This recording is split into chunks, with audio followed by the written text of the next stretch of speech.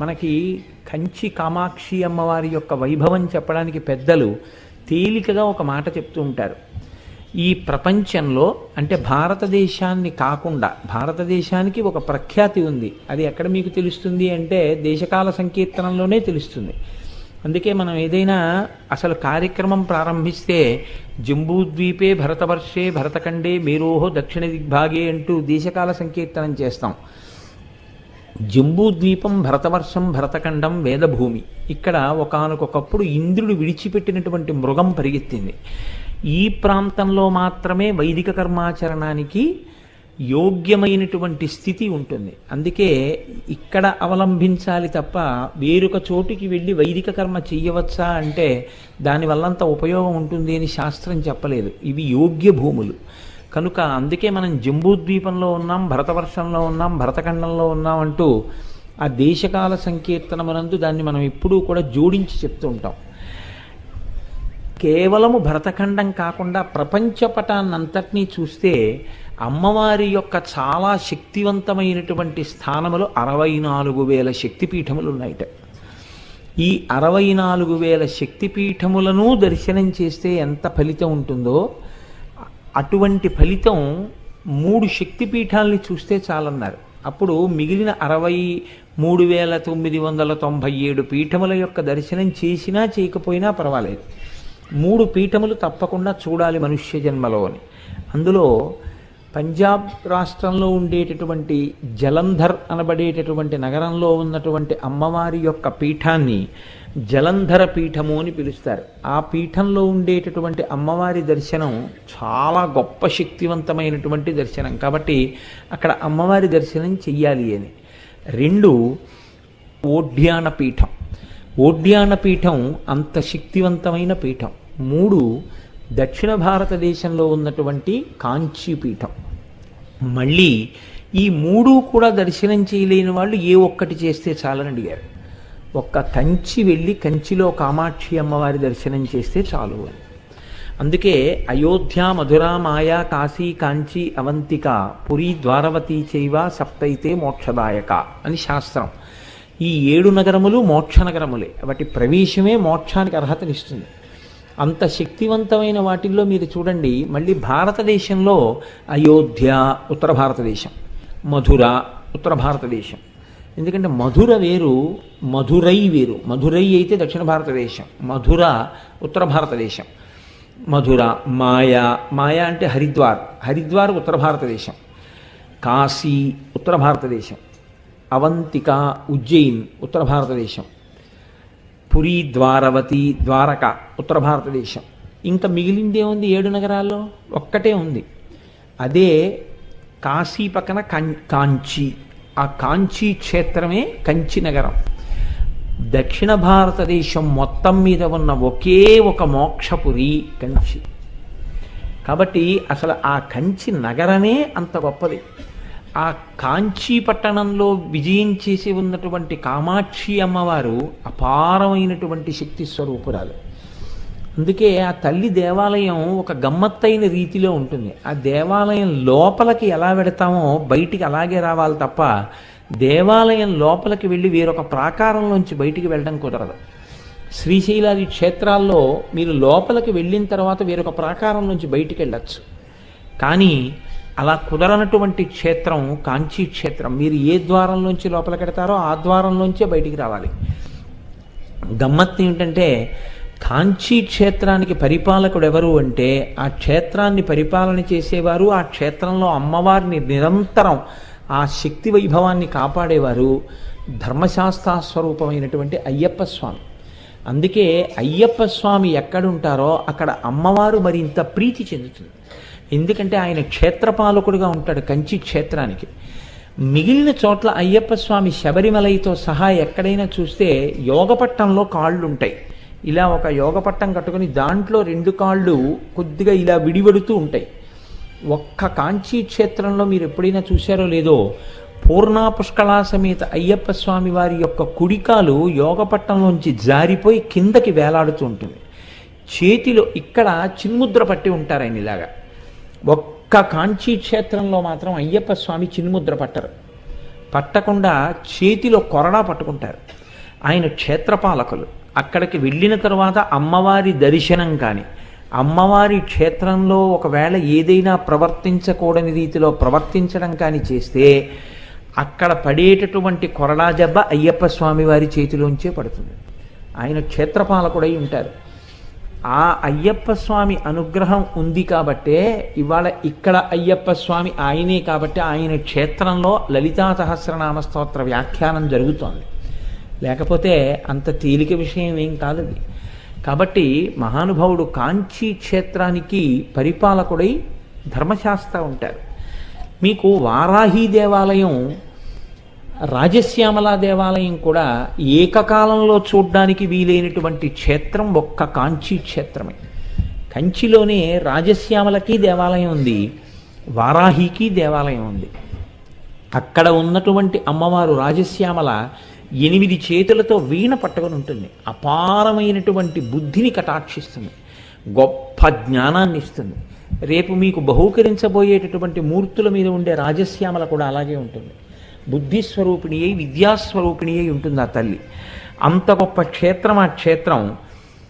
కాంచీ క్షేత్రంలో అమ్మవారి యొక్క గొప్పతనం ఏమి, అసలు దానికి కాంచీ అని పేరు ఎందుకు వచ్చింది అంటే, ఈ లోకంలో పుట్టిన వాళ్ళందరూ ఆవిడ బిడ్డలే అని చెప్పడానికి మొన్నటి రోజున మీకు నేను ఆ రత్నకింకిణికారమ్య రచనాదామభూషిత అన్న నామం దగ్గర వివరణ చేసి ఉన్నాను. అమ్మవారి యొక్క నాభీస్థానం ఎక్కడికి వస్తుందో కంచి అక్కడ ఉంది క్షేత్రం. మనందరికీ అమ్మవారితో నాభీ సంబంధం ఉంది. నాభీ సంబంధం తెగినా హృదయ సంబంధం ఉంది. ఆవిడ మనకి కన్న తల్లి. కాబట్టి కాంచి దేశపటాన్నంతటినీ ఒక అమ్మవారిగా చూస్తే అమ్మవారి యొక్క నాభీ ప్రదేశం ఉన్నటువంటి క్షేత్రం కంచి క్షేత్రం. అక్కడ ఉత్తర భారతదేశంలో హిమాలయాల్లో ఒకప్పుడు కాత్యాయనుడు అనేటటువంటి మహర్షి పరమశివుడి గురించి తపస్సు చేశాడు. శంకరుడు ప్రత్యక్షమై నీకేం కావాలని అడిగాడు. నాకు అమ్మవారిని నా కూతురిగా చేసుకోవాలనుంది అని కోరిక వెలిబుచ్చాడు. నీకు తప్పకుండా నీ కోరిక నెరవేరుతుంది అని ఈశ్వరుడు అంతర్ధానమయ్యాడు.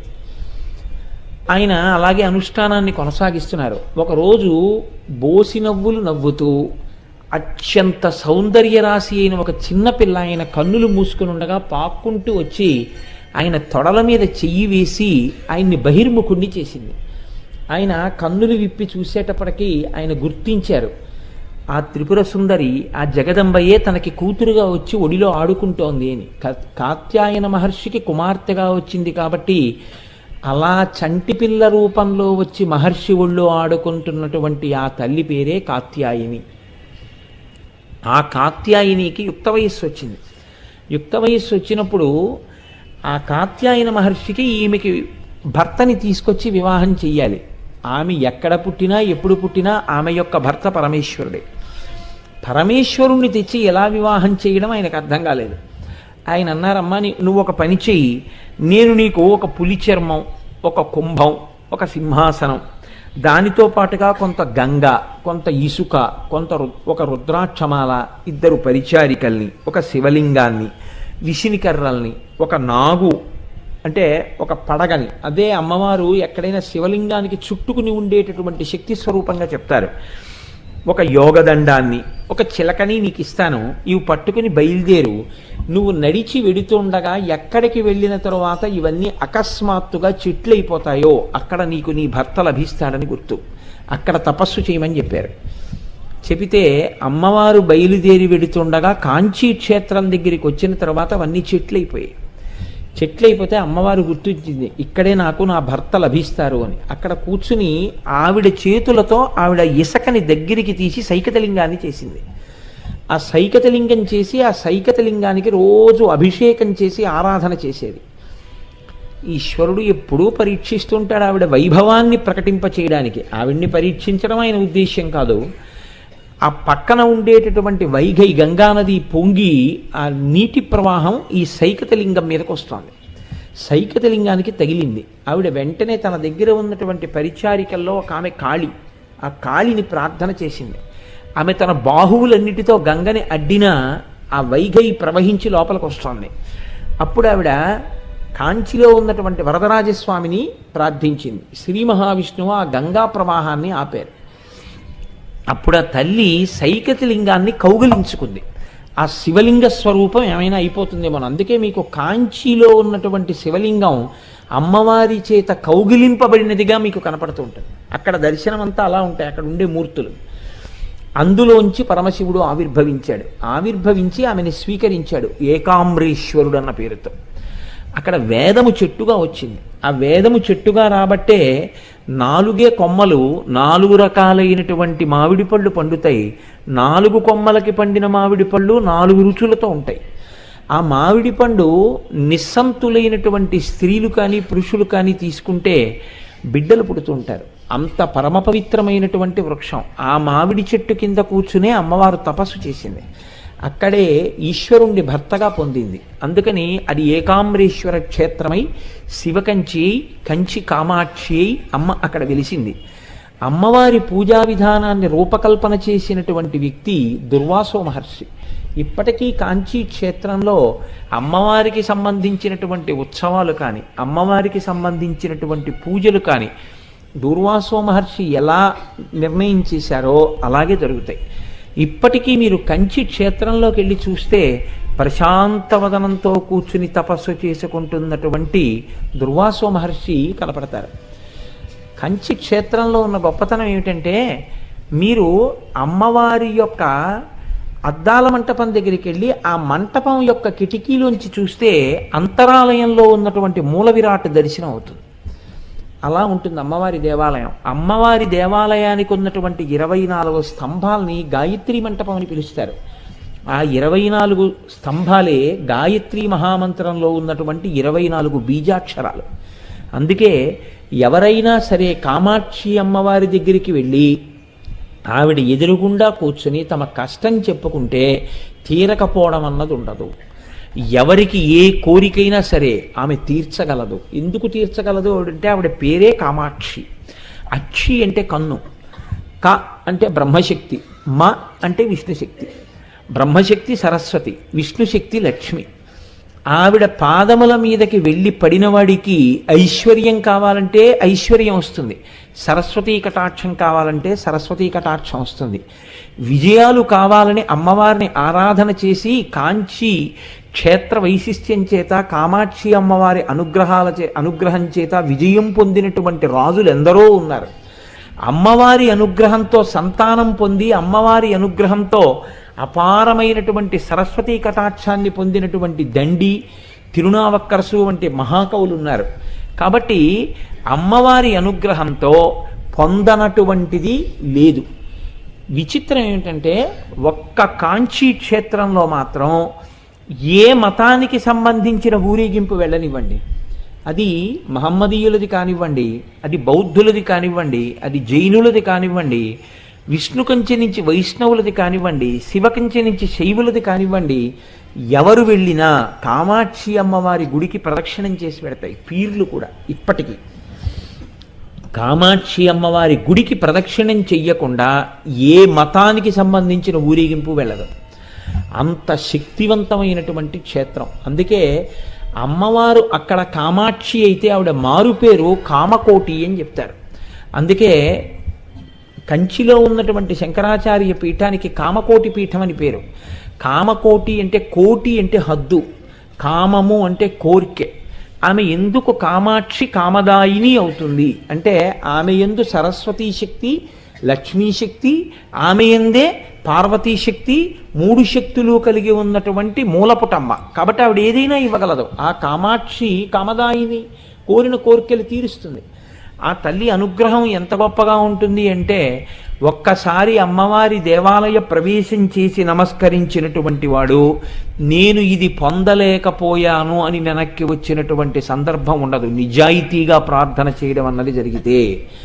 మీకు ఇంకా గొప్ప విషయం చెప్పాలి అంటే బాగా మీరు విచారణ చేసి చూస్తే, నేను ఈ విషయంలో ఏమీ పొరపాటు మాట అంటలేదు, కామాక్షి అమ్మవారికి కామకోటి పీఠానికి అభేదం. ఎందుకో తెలుసాంలే, కామాక్షి కోరికలు ఇస్తే ఆ కోరికలు తీర్చగలిగినటువంటి శక్తియే కామకోటి పీఠం. కోటి అంటే హద్దు, కామం అంటే కోరిక. హద్దులతో కూడిన కోరికలు ఉంటాయి. ఒక ఉదాహరణకి నాకు బాగా వేదం రావాలి, ఒక బ్రహ్మచారి కోరికే, ఎవరి వల్ల తీరాలి? ఆవిడ అనుగ్రహంతోనే తీరాలి. వేరొకరికి నాకు మంచి భార్య రావాలి, ఎవరి వల్ల తీరాలి? ఆవిడ వల్లే తీరాలి. నాకు మంచి సంతానం కలగాలి, ఎవరి వల్ల తీరాలి? ఆవిడ వల్లే తీరాలి. నాకు ఈ సుఖములు అనుభవించి నేను దీంట్లోంచి బయటికి రాలేకపోతున్నాను, ఈ లౌల్యంతో ఉంటున్నాను, నాకు వైరాగ్యం కావాలి, ఎవరి వల్ల రావాలి? ఆవిడ వల్లే రావాలి. జ్ఞానము కావాలి, ఎవరి వల్ల రావాలి? ఆవిడ వల్లే రావాలి. చిట్ట చివరికి మోక్షం కావాలి, ఎవరివ్వాలి? ఆవిడే ఇవ్వాలి. కోటి అంటే హద్దు. ఈ లోకంలో ఉన్న వాళ్ళకి ఎన్ని కోరికలు ఉన్నాయని, ఎటువంటి కోరికలు ఉన్నాయని మీరు అనుకుంటున్నారో ఆ కోరికలు సామాన్యమైన కోరికల దగ్గర నుంచి మోక్షం వరకు ఎన్ని కోరికలైనా తీర్చగలిగినటువంటి